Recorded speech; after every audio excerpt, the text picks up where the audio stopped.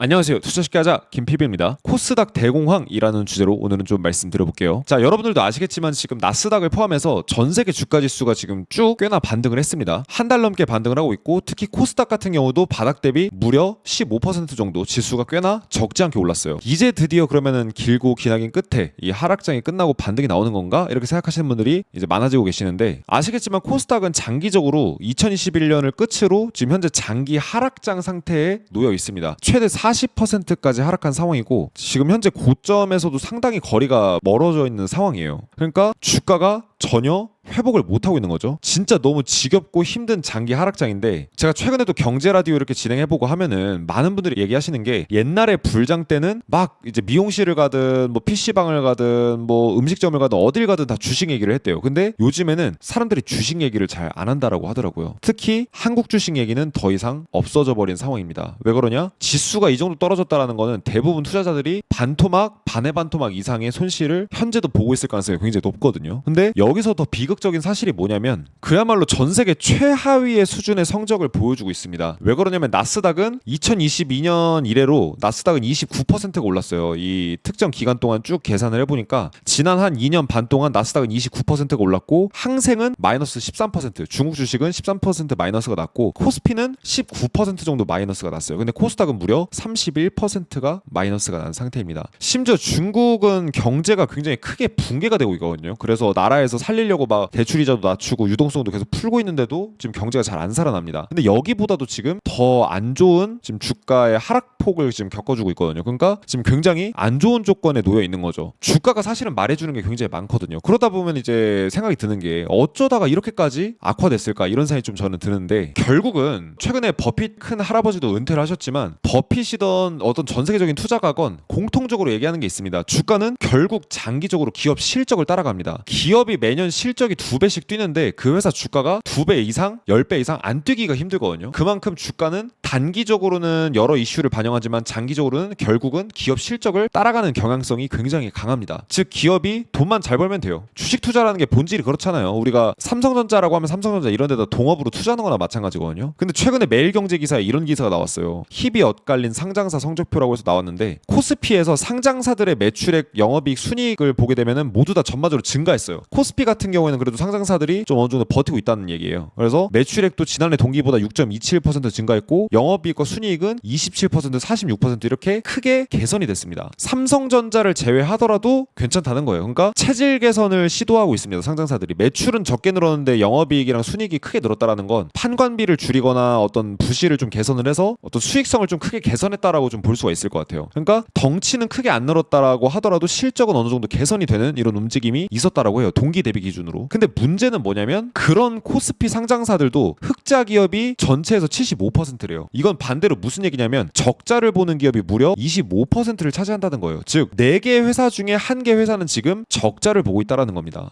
그러니까 25%가 지금 코스피 상장사의 25%가 좀비 기업이라는 거예요. 한계 기업이라고도 보통 표현을 하는데, 수익을 못 내는 기업들을 이제 좀비 기업이라고도 하죠. 그러니까 굉장히 심각하지 않을 수가 없습니다. 특히 코스피에 상장된 회사라고 하면 직원들을 수백 명, 수천 명 이제 두고 있는 경우가 허다하고, 매출액이나 이런 것들도 정말 뭐 몇천억, 조 단위로 나오는 회사들이 많은데, 그런 큰 회사들이 이렇게 4분의 1이 지금 적자를 보고 있다는 건 상당히 좋은 이슈는 아니겠죠. 근데 코스닥은 그야말로 전쟁터입니다. 지금 6.25 끝나고 나서 한국보다도 더 비참할 수도 있어요. 자, 코스닥 상장사들의 순이익이 26.78% 급감을 했대요. 그러니까 순이익이 100이었다라고 하면은 그 중에 4분의 1 이상이 날아가 버리고 수익이 급감한 거죠. 전반적으로 코스닥 상장사들이. 근데 더 놀라운 사실은 뭐냐면, 이거부터가 이제 충격적인데, 전체 코스닥 상장 기업 중에 46%에 달하는 회사들이 적자를 기록했습니다. 즉 전체 코스닥 상장사가 있다라고 하면 그 중에 거의 절반이 지금 다 적자를 보고 있다라는 거예요. 이게 말이 되나요? 아무리 상장사라도요, 여러분들, 적자 추세, 특히 적자가 지금 확대되는 추세를 고려했을 때 이 추세면은 3년 안에 줄상패가 될 만한 기업들이 대다수 지금 코스닥에 포진이 되어 있어요. 전체 기업들 중에서 약 절반이 무려 좀비 기업이라는데, 이게 말이 됩니까, 여러분들? 여러분들. 말도 안 되는 비율이에요. 이거는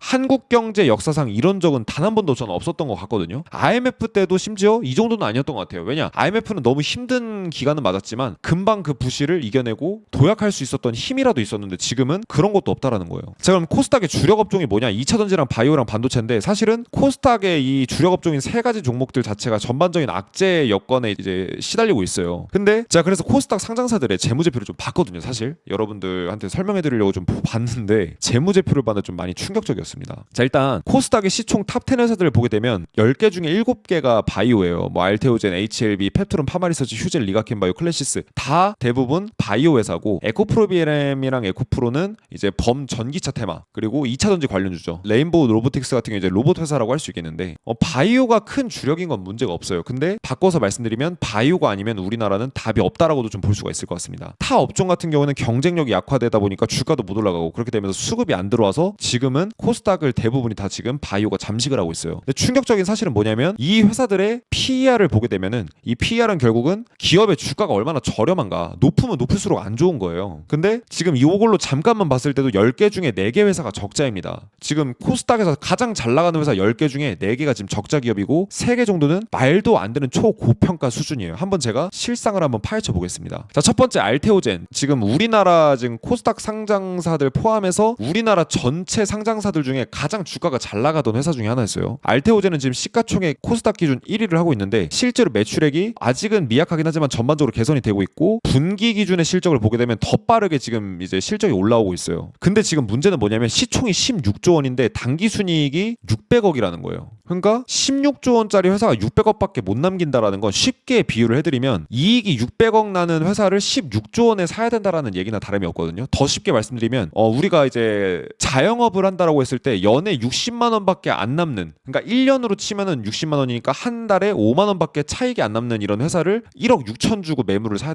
됩니다. 권리금까지 포함해서. 여러분들은 사시겠어요? 당연히 안 사죠. 사업을 하려고 한다면 1억 6천에 가게를 주고 사면은 적어도 3년 안에는 원금 회수가 돼야 자영업을 뭐 이제 매물을 인수하든가 뭐든가 할 거 아니에요. 뭐 매물로 나온 고깃집이든 미용실이든 뭔가 인수한다라고 하면 2, 3년 안에는 원금 회수가 돼야겠죠. 근데 원금 회수하는데 한참 까마득하게 걸리겠죠. 지금 이런 상황이라고 하면은. 당연히 이 회사는 지금 매출하고 실적이 개선되고 있기 때문에 이익은 늘어날 겁니다. 근데 이익이 꽤나 많이 늘어난다라고 해도 지금 16조 원이라는 회사 가치는 조금 납득하기 힘들 정도라고 이제 보통 전문가들은 보는데, 매출이나 이익 개선이나 고속 성장 다 하고 있고, 정말 이제 코스닥에선 드물게 굉장히 크게 성장하고 있는 회사는 맞지만, 정말 너무 주가가 말도 안 되게 고평가돼 있는 이런 상황입니다. 뭐 물론 고평가됐다라고 해도 주가가 올라가서 수익을 보면 그만이기는 합니다. 자, 두 번째 에코프로비엠인데, 여기서부터 좀 많이 이제 조금 비관적일 수밖에 없는 상황이에요. 2023년에 실적이 상당히 이제 괜찮게 나왔었어요. 매출이. 그러다가 매출액이 지금 반토막이 넘게 났습니다. 60% 매출이 급감했는데, 그러니까 거의 7조 원 정도의 매출을 내던 회사가 2.7조 원으로 매출이 급감했어요. 회사가 버틸 수가 있을까요? 당연히 불가능하죠. 자,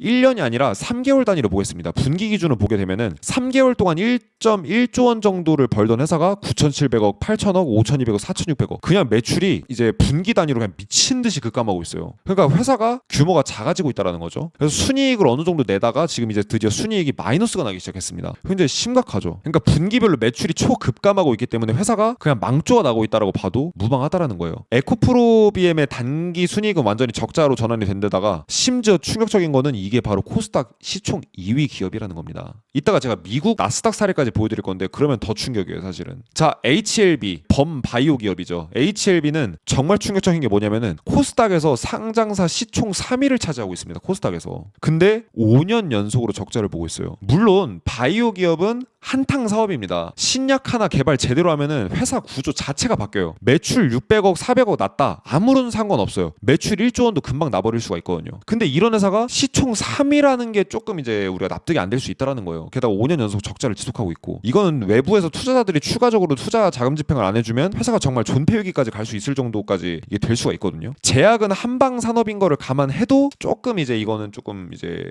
우려되는 상황이라고 볼 수 있겠죠. 그다음에 에코프로도 이제 에코프로비엠과 같이 전기차, 그다음에 2차 전지 섹터인데, 당연히 여기도 7.2조 원 정도의 매출을 내다가 3조 원으로 매출이 그냥 반토막이 나버렸습니다. 게다가 단기 순이익도 여기도 적자 전환을 했죠. 전기차 수요가 급감하고 있고 배터리 시장도 불황인데다가 경쟁력이 약화되고 있죠. 왜 그러냐? 제가 지난번에 K 배터리 대공황 영상에서도 말씀드렸던 것처럼 중국 기업들이 비슷한 품질인데 너무나도 저렴한 가격에 이 배터리 재료나 이런 것들을 것들을 이제 납품을 하다 보니까 우리나라 배터리 가장 큰 회사인 뭐 삼성 SDI나 이런 데들도 중국 제품을 쓴대요. 배터리셀 회사들이. 그러니까 우리나라에서 배터리셀의 이제 제품 뭐 이제 재료를 공급을 하는 이런 이제 에코프로나 뭐 전반적으로 많은 회사들이 있는데 이런 데들이 살아남기가 정말 힘들다라는 거죠. 그러니까 이런 부분에 산업의 영향이 굉장히 큰 상태라는 거고. 자, 레인보우 로보틱스 같은 경우는 코스닥에서 시총 5위를 차지하고 있습니다. 근데 시총이 5위면 여러분들 조 단위의 시총을 갖고 있어요. 근데 매출액이 190억이에요, 여러분들. 순이익이 21억입니다. 적자 기업은 아니에요. 사실 적자 기업은 아닌데 시총이 5조 2,500억이에요. 5조짜리 회사가 순이익이 20억이다? 로봇이 정말 잘 개발돼서 정말 대박이 나서 순이익이 10배고 20배고 뛴다고 해도 그래도 주가가 너무 말도 안 되게 비싼 거긴 해요. 연에 2만 원, 즉 이제 한 달로 치면은 3,000원 정도, 2,000원 정도 이제 순이익을 내는, 한 달에 3,000원 내는 이제 가게를 5,200만 원 주고 사는 꼴이나 마찬가지라고 보시면 됩니다. 어떻게 생각하시나요, 여러분들? 상당히 좀 많이 고평가됐다라고 볼 수가 있겠죠. 그러니까 여기서 저는 그만 알아보고 싶은 게 밑에 더 알아보면 더 심각하거든요. 그래서 코스닥 상장사 탑 5위를 이렇게 알아보니까 사실은 조금 심각하다라는 걸 알 수가 있어요. 그래서 댓글로 하도 너무 이제 안 좋은 사례만 말씀해주지 마시고 좀 좋은 사례도 말씀해달라고 이렇게 말씀해주셔가지고 제가 우리나라 회사에서 그래도 우리나라 경제를 바꿀 수 있을 만한 이런 빛을 볼 만한 기업들을 계속 찾아 나가 볼 거긴 한데 사실 더 알아보면 비참할 거기 때문에 일단은 넘어가고. 그러면 나스닥 상황은 어떠냐? 자, 코스닥이 뭐냐면은 결국은 코스닥은 우리나라 벤처 기업들이 상장된 거예요. 그런 이제 지수인데 그게 나스닥을 벤치마킹한 거거든요. 나스닥은 미국에서 잘 나가는 벤처 기업들, 앞으로 크게 성장할 수 있는 벤처 기업들을 상장시킨 게 이제 나스닥 지수라고 이제 보통 얘기하는데 나스닥을 벤치마킹하는데 코스닥입니다. 그러면은 나스닥 상황은 지금 어떨까요? 자, 여러분들이 여기서 모르시는 기업이 거의 없을 거예요. 마이크로소프트, 엔비디아, 애플, 아마존, 구글, 그 다음에 메타, 테슬라, 브로드컴, 넷플릭스. 아마 제가 말씀드렸던 회사들 중에 거의 50% 이상은 아무리 못해도 아실 겁니다. 사실 이 회사들도 지금 주가가 너무 많이 올라서 고평가 우려감은 있는데 기본적으로 다들 우량 기업이죠. 그쵸? 마이크로소프트, 애플, 아마존 다 우량 기업입니다. 뭐 넷플릭스도 그렇고. 그러니까 지금 미국만 해도 나스닥에는 정말 우량한 기업들이 실제로 상장이 되어 있는데 우리나라가 나스닥을 벤치마킹해서 만든 코스닥은 지금 처참한 상황이라는 거예요. 이게 바로 한국 주식시장의 현실이 아닐까 싶고, 우리가 국장을 매매하시는 분들이 있다라고 하면 특히 이 부분에 대해서 더 이제 현실 직시를 해야 된다라고 이제 저는 보고 있어요. 빨리 현실 직시를 하고 대처를 하는 게 저는 좀 더 빠른 답안이라고 보고, 이제 현실을 위안해야 될 단계는 한참 넘어서지 않았나 이런 생각이 듭니다. 사실 저는 이 영상을 준비하면서 정말 슬픈 현실은 우리나라가 뭔가 진짜 망해가나? 막 이런 진짜 걱정까지 들더라고요. 그래서 저는 내수 경제가 진짜 정말 미친 듯이 침체되고 있는 한국 경제를 고려할 때 한국 경제는 진짜 계속 알아보면 알아볼수록 참혹하다라는 생각밖에는 들지 않아요. 6.25 때보다 지금 더 우리한테 큰 위기가 오지 않았나 이런 생각이 들어요. 6.25 이래로 우리나라의 가장 큰 위기입니다. 차라리 국장보다 미장을 투자해서 외화벌이를 하든 아니면 사업을 이제 외국에다 뭔가 물건을 팔아서 사업을 해가지고 외화벌이를 해서 내수 경제를 살리든 이렇게 하는 게, 외화벌이를 하는 게 이제 국위선양의 길이지 않나 막 이런 생각이 들어요. 한국 좁은 땅덩어리에서 서로 싸우지 말고 차라리 해외 쪽 사업을 공략해서 뭔가 해외에서 외화벌이를 하는 게 한국을 살릴 수 있는 유일한 길이지 않나, 이런 이제 한국을 걱정하는 마음까지 들더라고요. 그래서 투자의 관점에서는 제가 좀 도움드릴 수 있는 부분이 하나 있는 게, 요번에 외화벌이를 할 수 있는 미장에서 특히 잘 먹히고 한국 코스피를 매매할 때도 제대로 저가를 잘 잡아낼 수 있는 특급 노하우가 있어서 이걸 공개해드려볼까 하는데, 월가의 상위 투자자들도 잘 모를 정도의 노하우가 있습니다. 이건 이제 국내에선 저밖에 교육을 안 하는 내용이라서 한번 말씀드리려고 하는데, 이건 실제로 제가 유료 강의를 해서 돈을 내고 이제 들어야 되는 내용 중에 하나예요. 굉장히 이제 핵심 강의 중에 하나인데 5월 월말 특강에 이 내용을 공개해드려 보도록 하겠습니다. 백전백승 브레스 투자법, 바닥을 쉽게 잡을 수 있는, 코스피랑 나스닥의 바닥을 정말 쉽게 잡을 수 있는 지표인데, 제가 이거 라이브 방송할 때 옛날에 많이 보여드렸었거든요. 그래서 이 지표 뭐냐 이렇게 궁금해하셨던 분들 많은데 4월 29일 오후 9시에 공개해드려 보도록 하겠습니다. 저희 라이브 방송에서 진행을 할 거고요. 지수와 종목의 바닥을 거의 100% 확률에 가깝게 잡아낼 수 있는 방법, 그리고 요번에 나스닥이랑 코스닥이랑 코스피 다 지금 반등했잖아요. 요 바닥을 정확하게 이 지표를 갖고 잡을 수가 있었습니다. 그래서 그거를 직접 차트를 통해서 증명을 해드릴 거고, 돈을 찍어내듯이 이 지표를 이용해서 벌 수가 있는 이유를 설명해드려 볼까 합니다. 마지막으로 이 브레스 매매법의 보완 전략까지 공개해드려 보도록 할게요. 그래서 요거 강의 들어보고 싶으신 분들은 어차피 100% 무료입니다. 그래서 1577-0471로 월말 이렇게 문자 보내시거나 일시 맞추셔서 라이브 방송 입장해 주시면 되고요. 지금처럼 어려운 이런 이제 주식시장, 주식 투자하는 이런 어려운 환경에 우리가 이런 기법을 배워가지고 외화벌이를 해서 국위선양을 하는 이런 계기를 좀 만들어 보면 좋겠다는 생각이 들어서 이 강의를 준비했으니까 많은 참여 부탁드리겠습니다.